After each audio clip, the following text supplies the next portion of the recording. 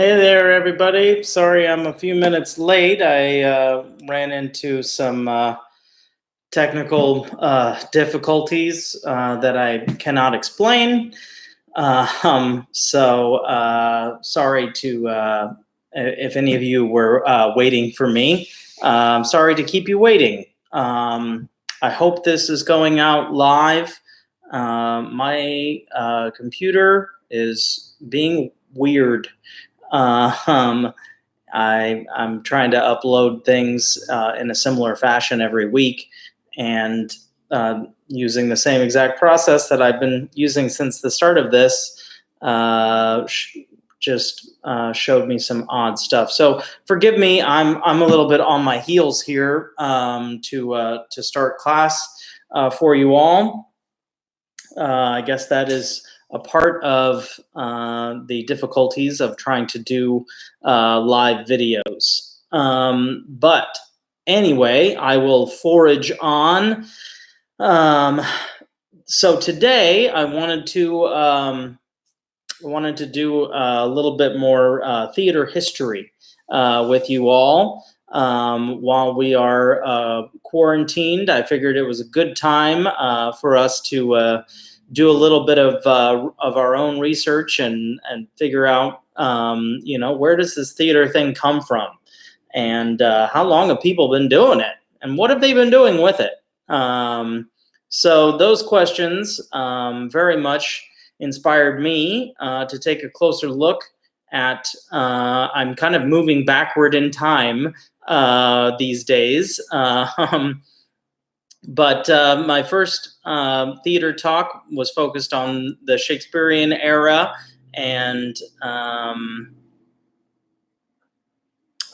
there all are two. Oh, huh.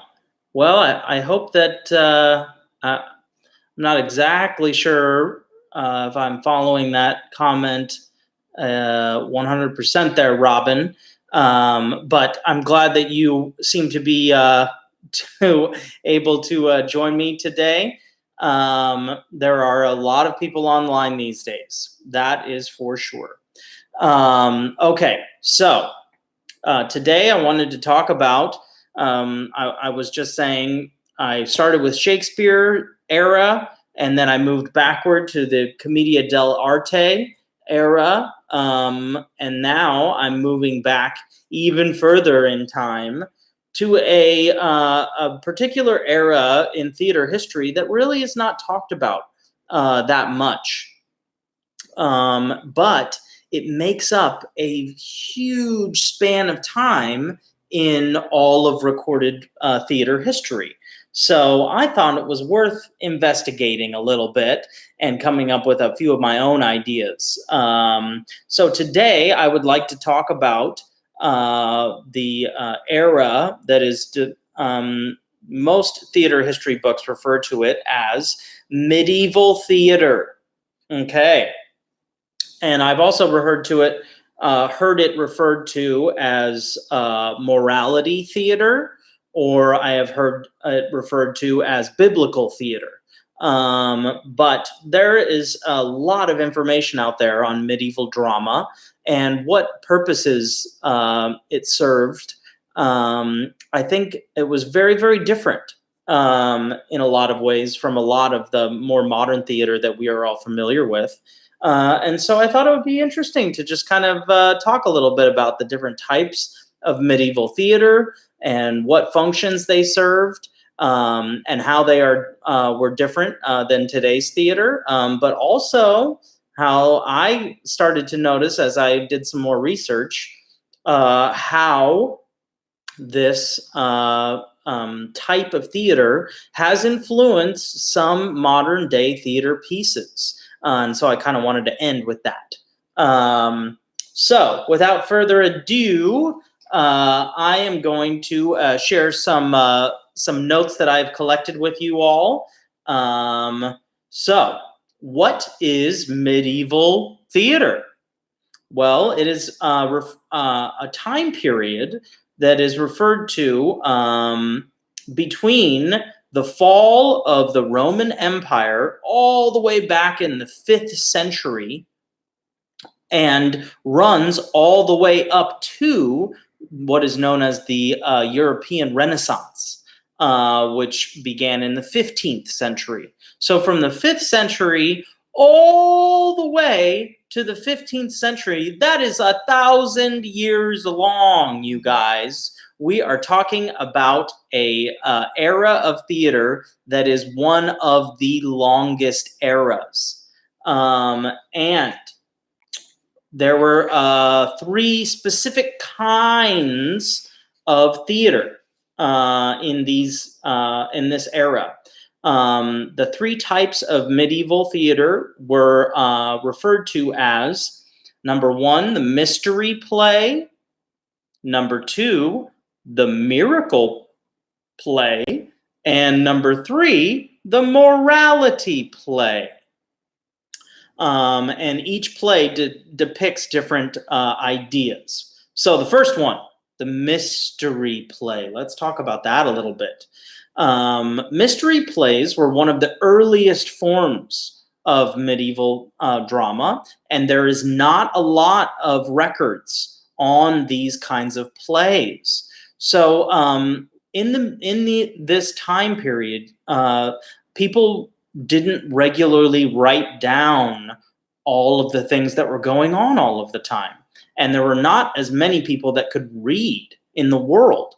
So one of the biggest challenges for medieval drama was to actually reach an audience with some of these ideas that was not a reading audience. So they decided, hey, we'll act it out for you guys. You know, we have some very important stories that we want to share, and we want you guys to understand them. And if we ask you to read along in a book, you're not going to be able to join us because many of you can't read at this point. And so they decided, well, we'll act out the stories that we want to share.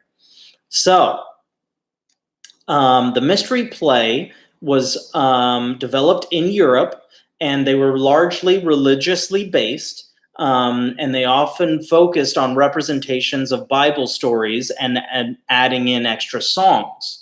And they were presented in Latin. Whoa, you guys.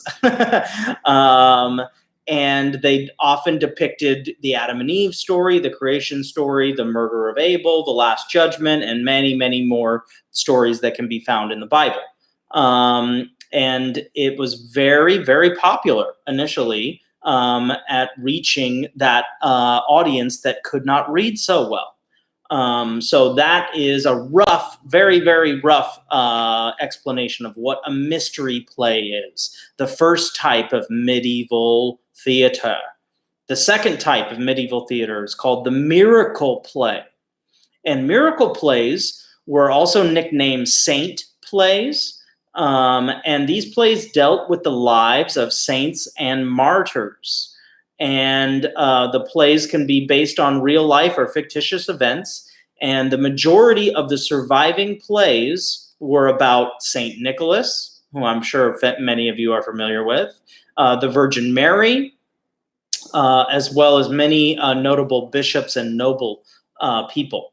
And these plays were often about characters who had almost a cult-like following, and the belief was regularly that, oh, hey, Sam, I'm glad you're here for a medieval theater class today.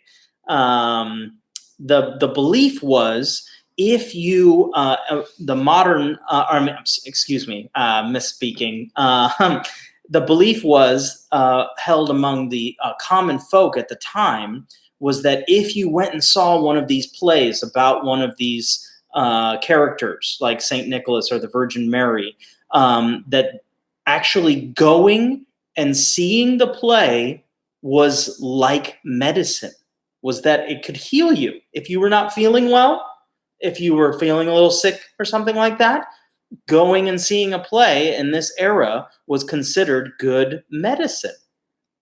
And so the popularity spread quite well. So that's a little bit about what are known as miracle plays.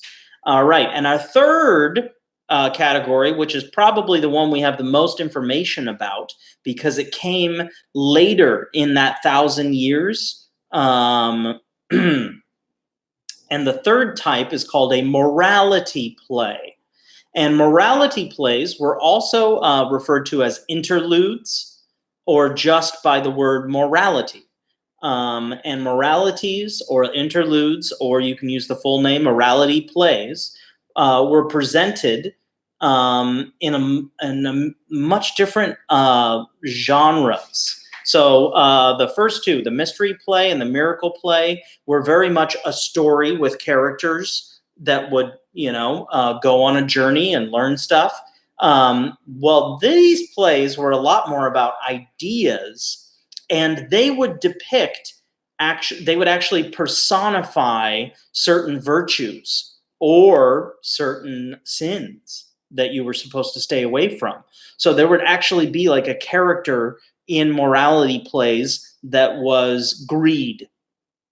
Can you imagine playing a character that was the actual essence of what it means to be greedy instead of a person? That's kind of interesting. Or some of the other characters were also virtues, like caring for someone or something like that. So these dramas depicted the struggles of the soul. And they went from being very religious to sometimes much more comedic. And they very much started really finding their audience later in the section of time of medieval theater. They were very short plays, the morality plays, which is also why they were called interludes. Sometimes they would feature several morality plays in between an evening of theater that might have one mystery play or one miracle play as well. And they also had elements of farce. So you could probably see some pretty silly stuff like slapstick comedy, like we learned about in the Commedia dell'arte class. The protagonist of a morality play is normally a person. These were normally men back in those days, but it could be a woman as well, that was struggling with some sort of decision in their life, and they were consulting these different feelings. Like, oh man, if I just do what I want to do and I don't care about anybody else, what would that look like? And then, oh, if I think about the way this is going to affect everybody else, man, I might make a different choice. And so they were often about a character's choices between good and evil. And these plays were very popular in the 14th and 15th century, the last couple centuries of the medieval theater times. So, what are some examples? You might be asking, hey, Zach, what are some examples of this medieval theater stuff you're talking about today? Well, one play, like I said, a lot of this theater was produced at a time where literacy was not very high, which means not a lot of people could read around the entire globe. And also writing down plays was not a high priority in those days. So they might put on a play and have a good run, and then they would just shelve that idea, and they would come up with a different story to enact the next time, and they wouldn't really write it down very well. So we have very incomplete records of this era of theater. But one play that has survived, that is a very, very noteworthy play, because it has even had some productions done recently. And probably the one play I would want you to remember from this era is a play that is an example of a morality play, as a lot of historians talk about it. And it is the play called Everyman. And Everyman is a morality play that is loosely about after someone passes away, them figuring out Let's see. I got a comment coming in here. Uh, yes, you are hot on the trail there, Sam, of figuring out what medieval drama is all about. Yes, indeed. So there is a lesson that is trying to be depicted to the audience in the story of Every Man. And basically the really down and dirty synopsis of that play is that at the end of one's life, when you are trying to get into heaven, you have to sit down and go through every decision you made in your life and account for whether it was good or whether it was not so good. And then you have to sort of tally up all of those decisions that you made throughout your life in order to hopefully come down on the side that you made more good decisions than not good decisions throughout the course of your life. And it was very much a play that was trying to teach a lesson that lots of religions were trying to teach in those days. So basically, medieval theater really was used a lot by many churches to try to teach their lessons. So it was kind of like educational theater for the churches of the time, which is kind of interesting. So I bring up the play Every Man because it's one of the only surviving plays of the era, and it's even been produced recently on Broadway. I think back in 2007. And there have been other productions of it within the last 20 years.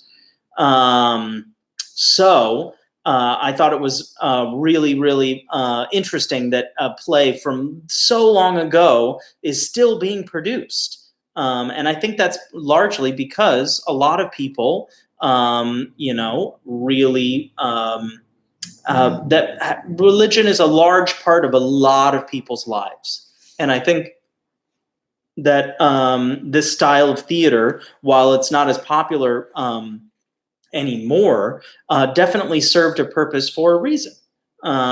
So the reason why I bring up Every Man is because there's a really, really funny spoof of the Every Man story. I forget what season it is, so maybe you can help me out.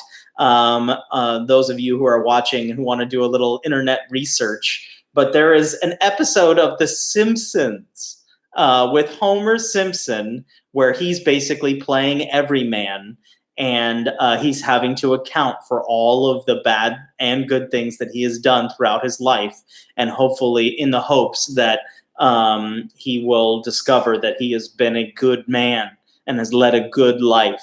And I thought that was really, really funny. So I wanted to leave you guys with this last little example. So this era of theater was really, I think, a good way to think about it is this era of theater was all about teaching a lesson. So every single play in these days was all about teaching the audience a lesson. And in similar way to what we did with last year's school tour with the Chase, where we were using we adapted Aesop's fables, which are all about teaching a lesson. Each of those little short plays was all had a message at the end. Okay. And so this style of theater is still quite prevalent today. You don't see it as often, but it's still very much alive in theater that is produced today. And I think the best example, if you're looking for like, what are you talking about, Zach? This medieval theater stuff is just not making sense to me. Okay, well, here's a very, very popular play that most of us have come in contact with at some point in our lives. that I think is a wonderful modern day example of a morality play. Okay. And that play is, drum roll, here we go. It is the very popular holiday play that most of us see around the holidays, produced in local theaters across the country, called A Christmas Carol, which is loosely based on a story from Charles Dickens. But A Christmas Carol very much follows the rules of a morality play. It's trying to teach its audience the lesson of not being a Scrooge during Christmas time and thinking that it's all about you, but really, really examining one's life and the way that one lives one's life and the poor decisions you may have made in the past. Are really, really, that entire play is trying to drive home the lesson of living a good life and treating other people as you would want to be treated. And I think towards the end, Ebenezer Scrooge finally starts to realize, through examining his past, his future, and his present, that he would like to make some big changes in his life to live a better life. So there is our modern day tie-in to medieval theater. It has a very, very exciting name. But I hope that this was in some ways illuminating for you all, and that I was just thinking about, the medieval genre of our school tour play, and I started thinking about medieval theater, and I just got curious, you guys. And so I started to do some research this morning, and I went down a rabbit hole, okay? Just looking up different facts online, and was reminded that there is some really, really good lessons to be learned from this era of theater as well. So I leave you all with that today. I hope you all are having a wonderful end of your week and are looking forward to a good weekend. I thank you, Robin, and I thank you, Sam, for being online with me live and chatting it up with me a bit. I hope that you both are doing quite well. And for any of you that are watching this when it is not live, I also hope that you are all doing well and staying safe and staying healthy. Okay, you guys? All right, well, that concludes our theater talk for the day. I hope you all have a wonderful Friday.